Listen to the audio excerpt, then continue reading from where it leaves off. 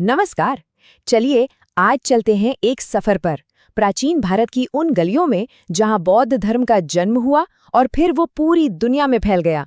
सोचिए कि कैसे एक राजकुमार जो सिर्फ दुखों का अंत खोजना चाहता था, उसने एक ऐसे धर्म की नींव रख दी जिसे आज करोड़ों लोग मानते हैं। ये कहानी एक व्यक्तिगत खोज की है जिसने सचमुच दुनिया को बदल दिया। आइए इस अनोखी यात्रा को शुरू से जानते हैं। तो इस सफर में हम क्या क्या देखने वाले हैं? हम राजकुमार सिद्धार्थ की कहानी से शुरू करेंगे, फिर उनके दिए 4 आर्य सत्य को समझेंगे, देखेंगे कि उनकी बातें कैसे बचाई गई और कैसे सम्राट अशोक ने इसे पूरी दुनिया तक पहुंचाया। तो कहानी की शुरुआत होती है एक राजकुमार से, जिनका दुनिया को देखने का नजरिया हमेशा के लिए बदलने वाला था। तो ये कहानी है शाक्य वंश के राजकुमार सिद्धार्थ की, राजा शुद्धोधन के बेटे, जिनका जीवन आप कह सकते हैं एक सोने के पिंजरे जैसा था। महल के अंदर हर तरह का सुख था, लेकिन बाहर की दुनिया में जो दुख और तकलीफें थीं, उनसे वो पूरी तरह बेखबर थे। और फिर आया वो दिन, वो एक पल जिसने सब कुछ बदल कर रख दिया। सोचिए, पहली बार उन्होंने एक बूढ़े इंसान को देखा, एक बीमार को देखा, एक मृत शरीर और फिर एक साधु को। उन्हें ये एहसास हुआ कि जिंदगी तो दुखों से भरी हुई है। और बस यही सच जानने के बाद 29 साल की उम्र में उन्होंने अपना राजपाट, अपना महल, सब कुछ छोड़ दिया। बुद्ध का पूरा जीवन इन जगहों से जुड़ा हुआ है। उनका सफर लुम्बिनी में जन्म से शुरू हुआ। 29 साल की उम्र में उन्होंने सब कुछ त्याग दिया। फिर 35 की उम्र में बोध गया में उन्हें ज्ञान मिला। इसके ठीक बाद उन्होंने सारनाथ में अपना पहला उपदेश दिया और अंत में कुशीनगर में महापरिनिर्वाण को प्राप्त हुए। अब जब उन्हें ज्ञान मिल गया तो बुद्ध ने अपनी शिक्षाओं का जो सार दुनिया को दिया, वही बौद्ध दर्शन की नींव बना। तो बुद्ध की शिक्षाओं का पूरा सार क्या है? वो इन 4 आर्य सत्यों में छिपा है। पहला, कि दुनिया में दुख है, ये एक सच्चाई है। दूसरा, हर दुख की कोई ना कोई वजह है, और वो वजह है हमारी इच्छाएं, हमारी अज्ञानता। तीसरा, अच्छी बात यह है कि इस दुख को खत्म किया जा सकता है। कैसे? इच्छाओं पर काबू पाकर। और चौथा, इस पर काबू पाने का एक रास्ता भी है। तो देखिए, ये कोई निराशावादी सोच नहीं है, बल्कि बहुत ही प्रैक्टिकल अप्रोच है। प्रॉब्लम को पहचानो और फिर उसका सॉल्यूशन ढूंढो। तो सवाल उठता है कि दुखों को खत्म करने का वो प्रैक्टिकल तरीका क्या है? इसके लिए बुद्ध ने ये अष्टांगिक मार्ग बताया, जिसमें सही सोच, सही काम और सही ध्यान सब कुछ शामिल है। बुद्ध के महापरिनिर्वाण के बाद ये बहुत जरूरी हो गया था कि उनकी शिक्षाओं को उनके असली रूप में बचाकर रखा जाए, और इसी के लिए उनके अनुयायियों ने संगीतियां यानी परिषदें बुलानी शुरू की। पहली 2 बौद्ध संगीतियों ने, आप कह सकते हैं कि धर्म की दिशा तय कर दी।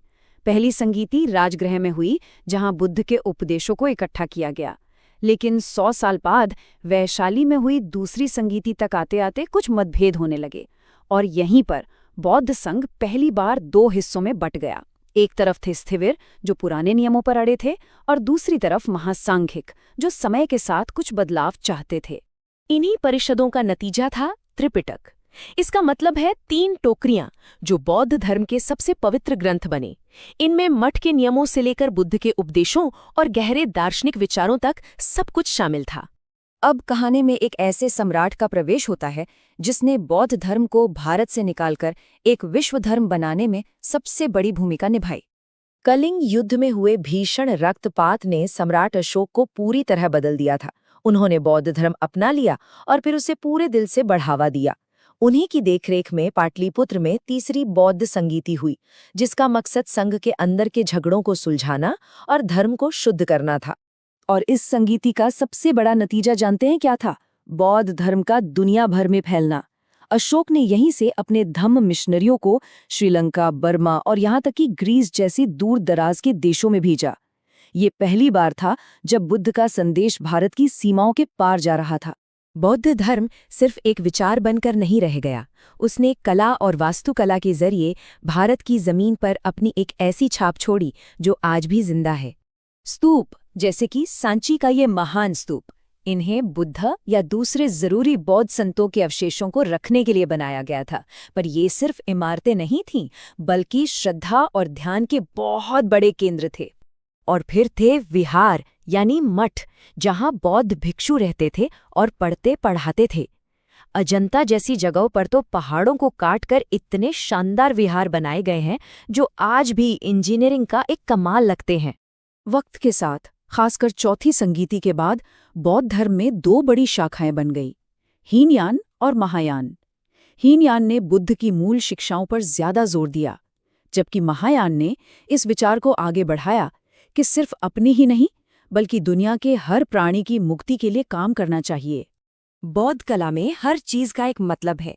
ये जो हाथ की मुद्राएं आप देखते हैं, ये सिर्फ डिजाइन नहीं है, इनके गहरे अर्थ हैं। जैसे भूमि स्पर्श मुद्रा बुद्ध के ज्ञान प्राप्त करने का प्रतीक है और धर्मचक्र मुद्रा उनके पहले उपदेश का। तो आखिर में इस पूरे धर्म का, इस पूरे रास्ते का मूल संदेश क्या है? ये हमें कहाँ ले जाता है? बुद्ध की सबसे प्रैक्टिकल शिक्षाओं में से एक है मध्यम मार्ग, यानी जिंदगी में एक बैलेंस बनाकर चलो। ना तो बहुत ज्यादा ऐशोआराम में डूब जाओ और ना ही खुद को बहुत ज्यादा कष्ट दो। और इस रास्ते की मंजिल है निर्वाण, यानी दुख, इच्छा और ये जो बार बार जन्म लेने का चक्र है, उससे पूरी तरह आजादी। यही इस आध्यात्मिक यात्रा का सबसे बड़ा लक्ष्य है। और बस यहीं आकर हमारी ये यात्रा एक सवाल पर रुक जाती है। आज की दुनिया देखिए, कितनी भागदौड़ है, कितनी इच्छाएं हैं, ध्यान भटकाने वाली कितनी चीजें हैं। ऐसे में ये जो 2500 साल पुराना रास्ता है इच्छाओं पर काबू पाने का, क्या वो आज भी हमारे काम आ सकता है? क्या इस प्राचीन ज्ञान में आज भी हमारे लिए कोई गहरा